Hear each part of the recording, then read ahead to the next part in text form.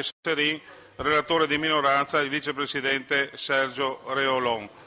Io darei la parola subito al presidente Carlo Alberto Tesserin. Presidente, usualmente il relatore prende la parola da quei banchi per un argomento così importante.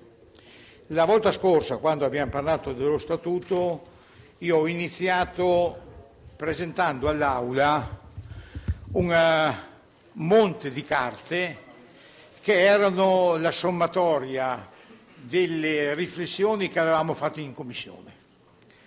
Questa volta mi è sembrato molto più corretto presentare un solo documento che mi sembra più rispondente alla realtà e dice lo statuto che il Veneto avrebbe potuto avere. Ed è il documento che noi abbiamo licenziato come Commissione per lo Statuto alla fine della legislatura 2000-2005 che decretava quel nostro fallimento. E venivamo da lontano. Ma ci tengo anche a dire che oggi io mi sono vestito in bianco e in nero, non perché la Juventus ieri non ha vinto, perché se no mi sarei vestito molto colorato, no, ma perché gli uomini di mare, quelli che abitano nelle città e nei paesi di mare, quando vanno alle cerimonie funebri si vestono in bianco e in nero. E allora, vista la profezia che ci ha fatto ieri Pettenò, che ha già decretato che noi siamo falliti e che siamo per il funerale, io mi sono già, è la riconferma, mi sono attrezzato, sono immediatamente pronto.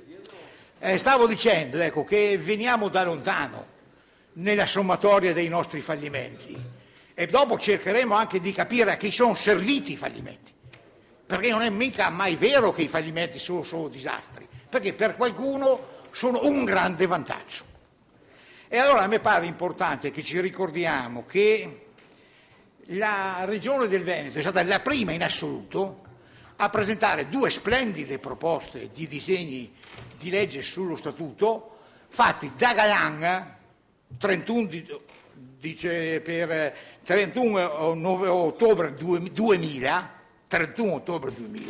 seguita a poche settimane da una proposta di Cacciari, proposte bellissime che poi hanno contribuito a mettere insieme Commissione e il lavoro che è arrivato in Aula il 1° settembre del 2004, 19 sedute conclusisi l'8 ottobre del 2004 e evidentemente non siamo riusciti a partorire. Ricordo che in quelle sedute, fra questa parte e quell'altra, volarono i libri, le offese, le ingiurie più forti della storia della Regione. Ieri eravamo ben avviati da questo punto di vista, lo dico così per scongiurarlo, non perché sia una cosa che mi fa piacere. Però il mio compito è quello di leggere la relazione, poi lo farò, ma non volevo perdere un dovere che io ho accumulato in questo anno e mezzo di lavoro, che è quello di dire il mio grazie sincero e convinto a tutti quelli che hanno lavorato. Ritengo che la presente proposta rappresenti la sintesi di un lungo sforzo collettivo che ha impegnato tutte le forze politiche a dare una risposta onesta a questi problemi. Non valuto che con questo statuto cambieremo la realtà delle cose. Dico però che con la sua approvazione avremo la possibilità di contribuire al suo cambiamento. E se dunque abbiamo questa possibilità, grava su di noi pure la responsabilità che ne consegue. Scrivere il nostro nome e cognome scegliendolo tra centinaia di altri candidati. Ci hanno dato un consenso ed una grandissima responsabilità. Ed è vero quello che il collega Pettenò mi dice sempre. Pensi tu che se io vado alla Pansa che gli spiego che avendo fatto lo statuto risolvo i suoi problemi, pensi che sarà così? Certamente ha ragione lui, non è vero. Non si accorgeranno se avremo fatto o no lo statuto. Però viviamo in una stagione in cui a noi è chiesto di assumerci fino in fondo le nostre responsabilità.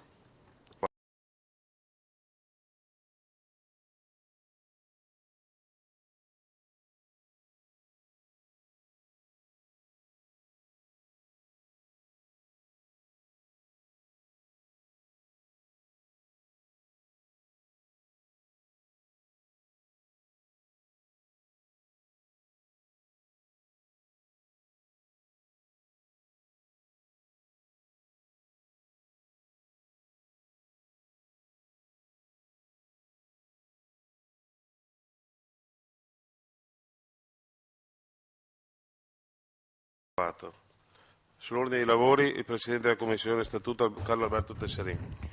Ma perché le ultime dichiarazioni fatte sono importanti e credo meritino una riflessione che ci coglie tutti in questo momento. Credo che la vicenda di ieri non sia certamente idilliaca per nessuno se consideriamo che da una parte e dall'altra avvengano mercanteggiamenti, da una parte e dall'altra.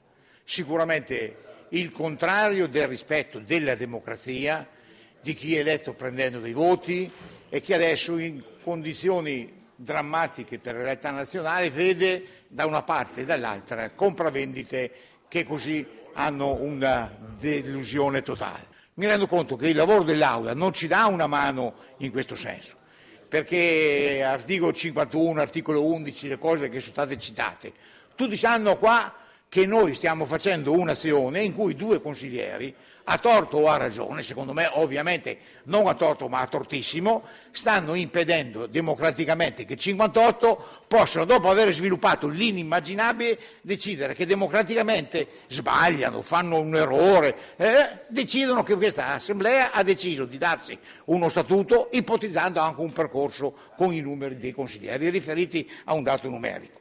Se noi continuiamo così arriveremo a farci del male anche fisicamente. Laura Puppato questa notte ha richiamato gli amici che stanno facendo l'operazione di ostruzionismo anche a salvaguardare la loro salute e mi pare che sia condivisibile, perché io apprezzo il lavoro che stanno facendo, non è che stanno facendo delle stupidaggini, hanno grande intelligenza, capacità, dialettica, furbizia, hanno alle spalle personaggi che lavorano per loro, hanno anche altri mondi lì dietro che li sostengono per fare queste operazioni. Però io credo che ci sia un limite nel rispetto della democrazia, che a un certo punto, verificato tutto questo, bisognerà che qualcuno possa dimostrare che il Veneto ha il diritto e dovere di darsi uno statuto. Lo ha perché per 63 articoli dei 64 il dato è rimasto immodificato.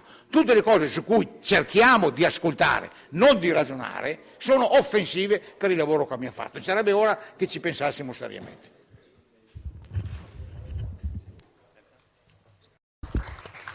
Grazie al collega Reolon. Ora la parola al Presidente della Commissione Statuto Carlo Alberto Tesserin. Credo che dopo le dichiarazioni di voto dei capigruppo e l'intervento del correlatore, io potrei dirvi sono felice, orgoglioso e grazie. Sarebbe di per sé stesso già molto. Però verrei meno a un senso di responsabilità se non aggiungessi un paio di considerazioni. La prima è che ringrazio davvero per gli apprezzamenti rivolti a me, che mi fanno piacere, ma che apprezzo di più perché sono rivolti attraverso di me a tutti quelli che hanno lavorato per conseguire questo risultato.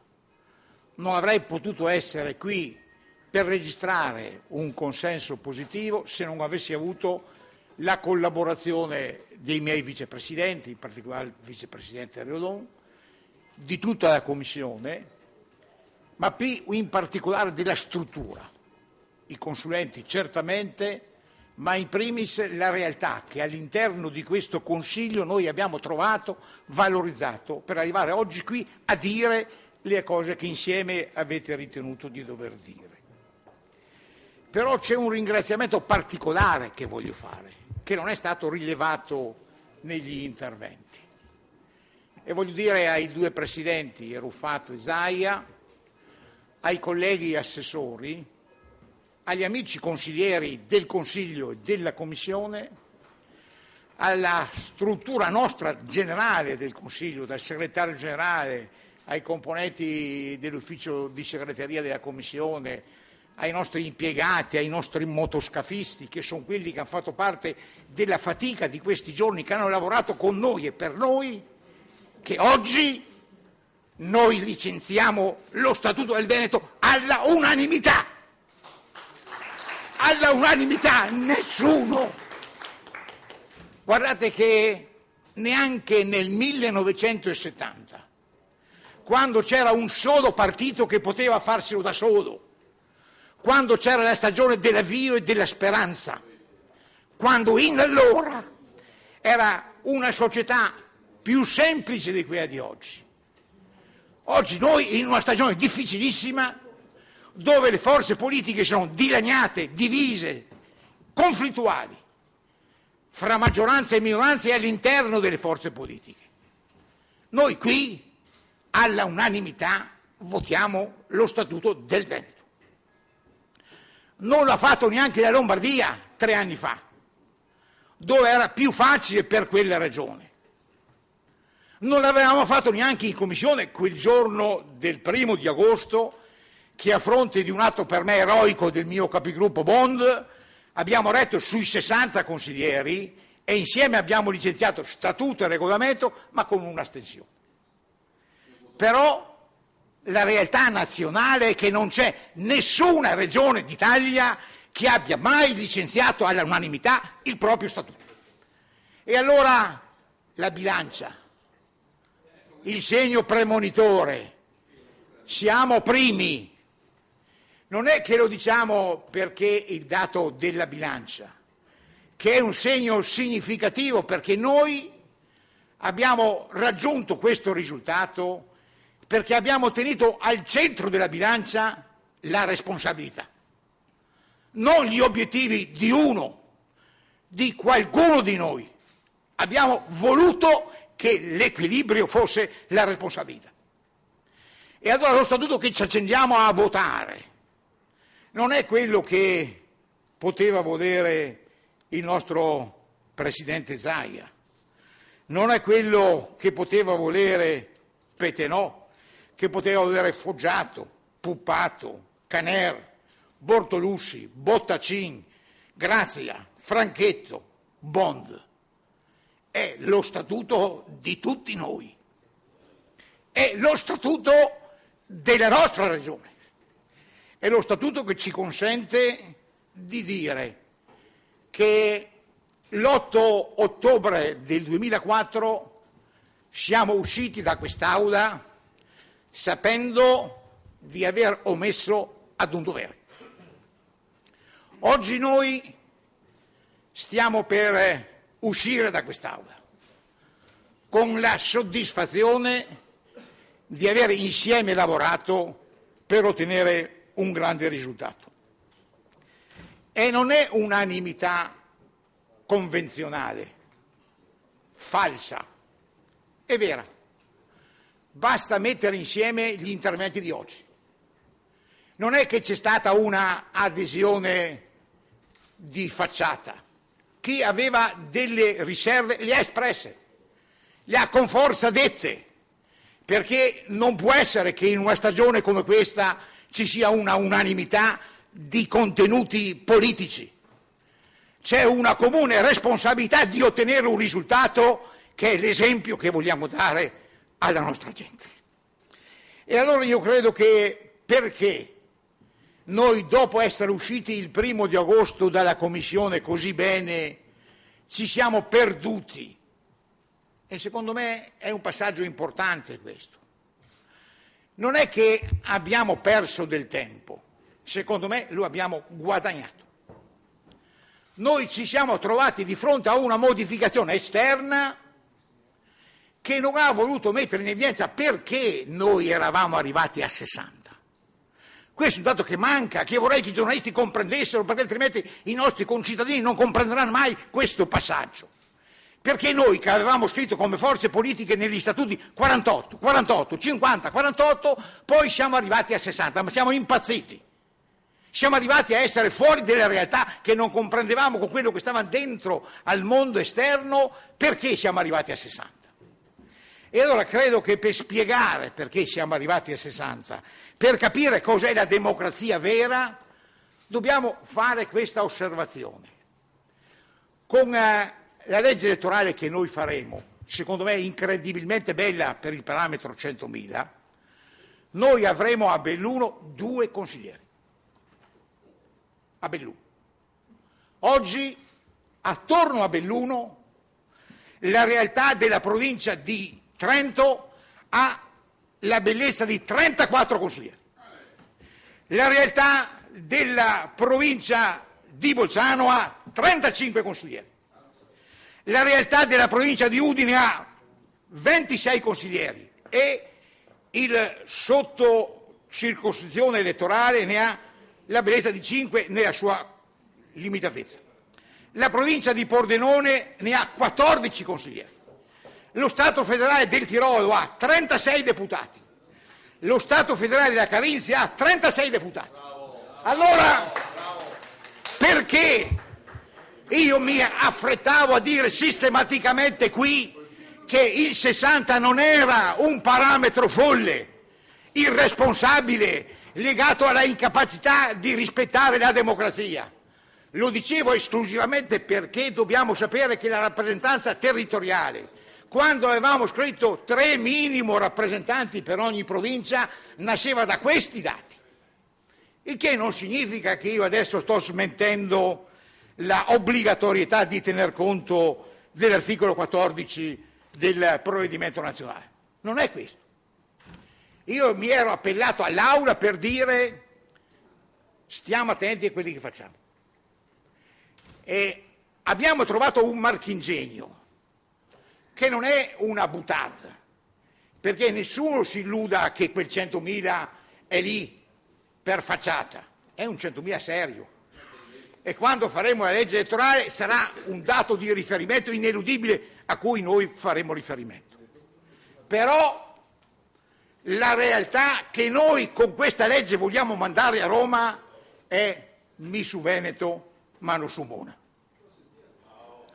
Credo che non è pensabile che la gestione dell'articolo 14 metta la Sardegna nella condizione di dire i miei 80 diventano 60.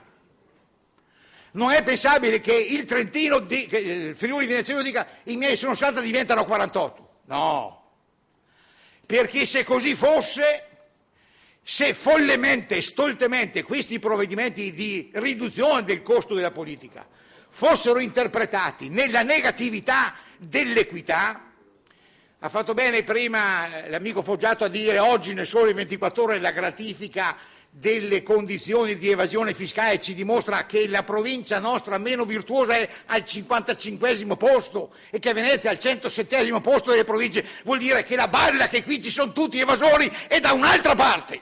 Bravo. E allora il messaggio che esce da questo statuto è che noi, avendo messo insieme le condizioni di diversità, abbiamo voluto dare un esempio che recuperiamo un terreno lontano da noi.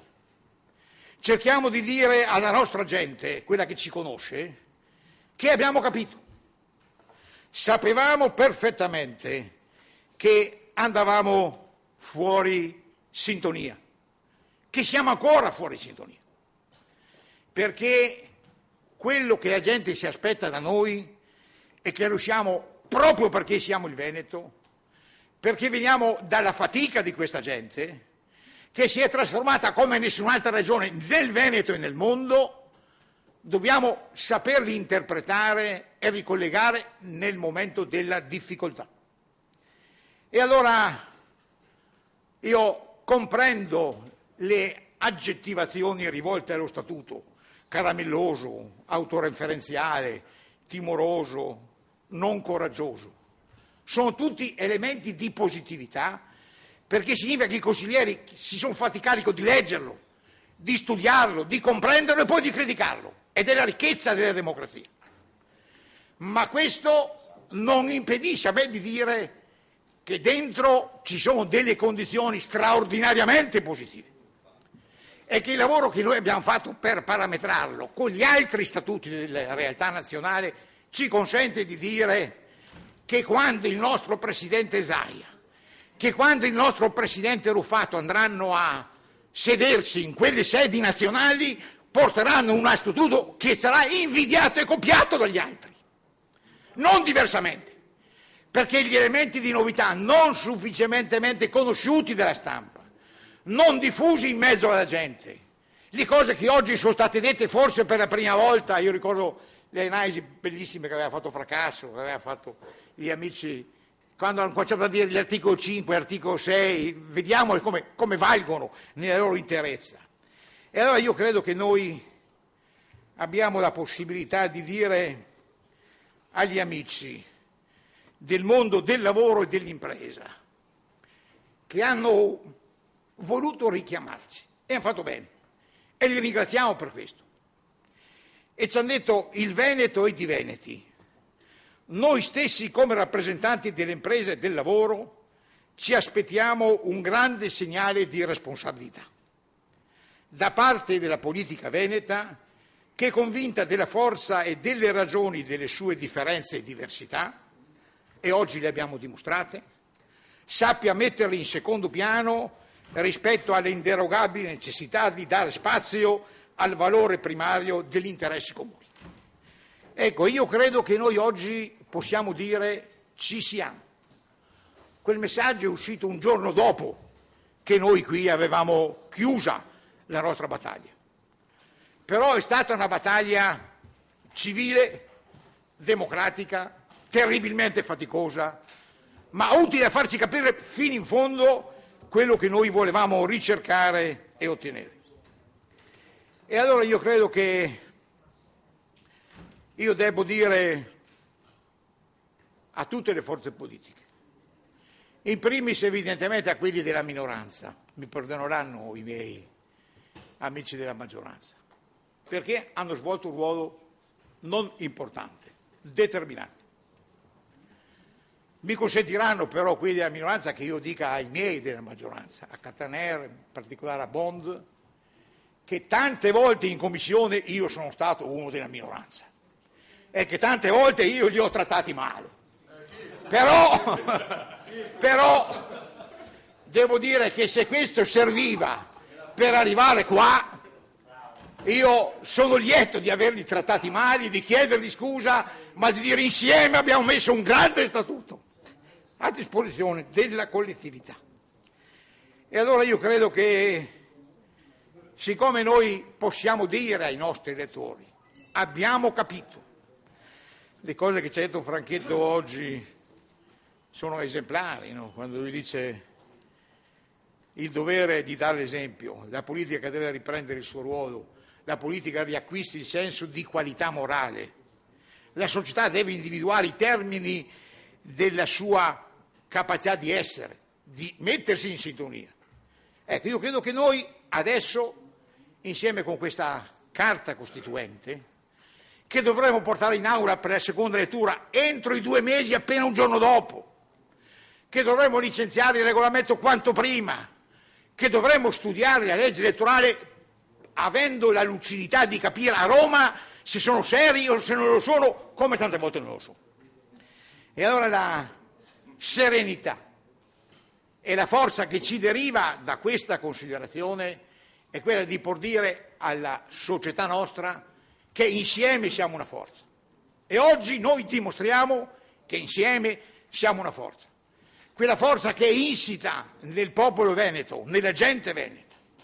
Quella forza che deriva dall'essere eredi di una grande storia e di una grande tradizione.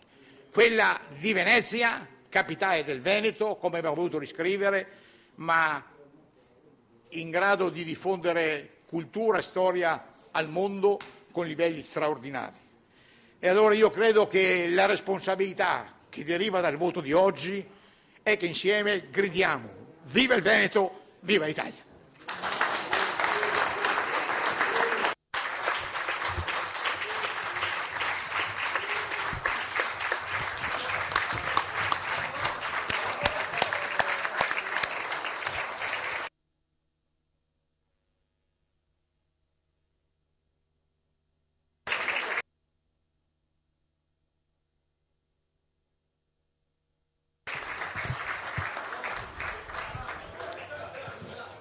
Grazie, veramente grazie.